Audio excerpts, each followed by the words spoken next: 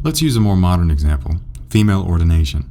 Scripturally speaking, does the Bible advocate for or against female senior pastors or even egalitarian co-pastoring? It largely comes down to your interpretation of two key verses. 1 Corinthians 14:33-36, quote, "As in all the churches of the holy ones, women should keep silent in the churches, for they are not allowed to speak, but should be subordinate, even as the law says. But if they want to learn anything, they should ask their husbands at home, for it is improper for a woman to speak in the church. Did the word of God go forth from you, or has it come to you alone?"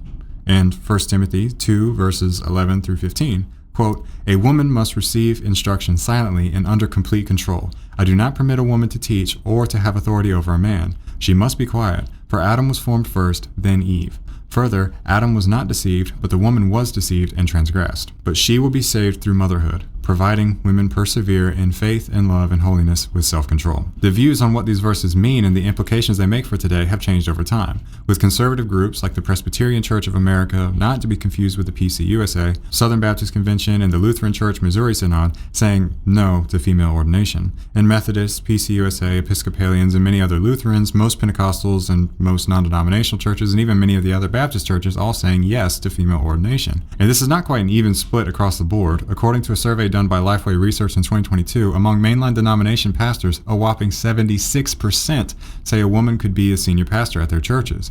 44% of evangelical pastors surveyed said the same.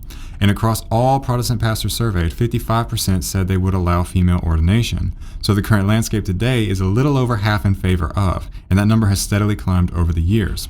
Now, historically, this was not the case. To say nothing of church history prior to the Protestant Reformation, the Reformers themselves strongly opposed this notion, with Luther, Calvin, and Knox read 1 Timothy 2 and 1 Corinthians 14 as universal. Egalitarians today treat them as local, occasional instructions. Martin Luther in 1527 said, quote, "There a woman must be completely quiet. She should remain a hearer and not become a teacher. She should refrain from teaching, from praying in public." And John Calvin in the year 1550 said, quote, "Paul excludes women from the office of teaching, which God has committed to men only." And 8 years later, John Knox said, quote, "To promote a woman to bear rule is repugnant to nature."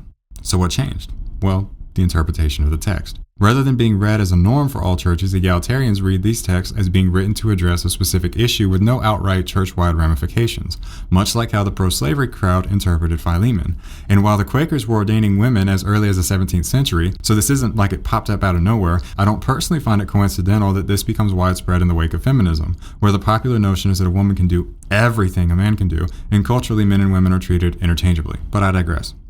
Suffice to say, both sides have their reasons for believing what they believe, and while we may carry our own opinions on the matters, we can't pretend like one side wins by an absolute landslide scripturally, even on the issue of slavery.